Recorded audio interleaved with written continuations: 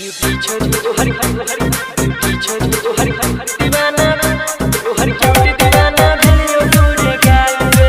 आप सुन रहे हैं संदीप सुमन को।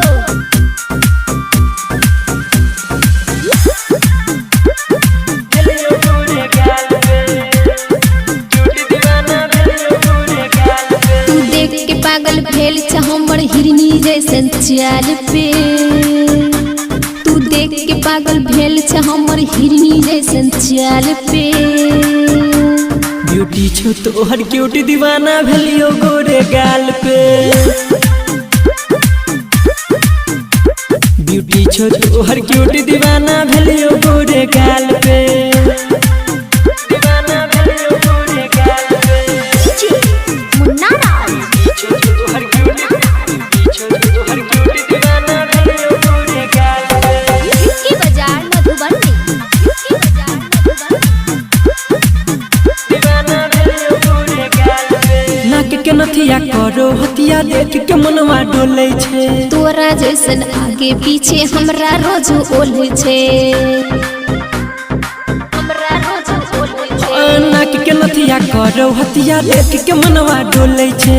तोरा जैसन आगे पीछे हमरा रोज ओले छे। तोरे से उद्घाटन है तोरा नया साल के। ब्यूटी छो तो हर क्यूट दीवाना भेलियो गोरे गाल पे। ब्यूटी छो तो हर क्यूट दीवाना भेलियो गोरे गाल पे।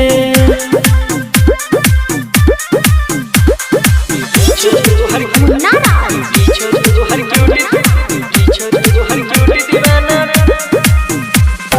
इसकी बाजार मधुबनी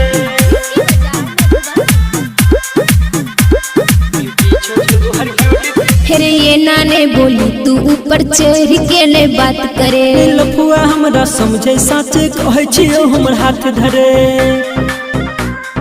कहे छियो हमर हाथ धरे। फिर ये नाने बोली तू ऊपर चढ़ के ने बात करे। नहीं लफुआ हमरा समझे साचे कहे छियो हमर हाथ धरे। झूठो दर्द बनल छही हमारा कपार पे। ब्यूटी छो तो हर क्यूट दीवाना भेलियो गोरे गाल पे। ब्यूटी छो तो हर क्यूट दीवाना भेलियो गोरे गाल पे। मुन्ना राज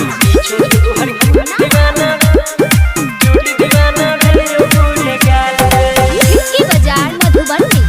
आप सुन रहे हैं संदीप सुमन को। राइटर BKC संदीप सुने करे ने ये ना छेड़खानी। कोई नहीं पूछतो गे रानी जब ढैल जतो तोर जवानी। अक्षय अभिमन्यु संदीप सुने करे ने ये ना छेड़खानी। कोई नहीं पूछतो गे रानी जब ढैल जतो तोर जवानी। कहे छ तोरा याती बात बुझे कोनो हाल पे। ब्यूटी छो तो हर क्यूट दीवाना भेलियो गोरे गाल पे। ब्यूटी छो तो हर क्यूट दीवाना भेलियो गोरे गाल पे।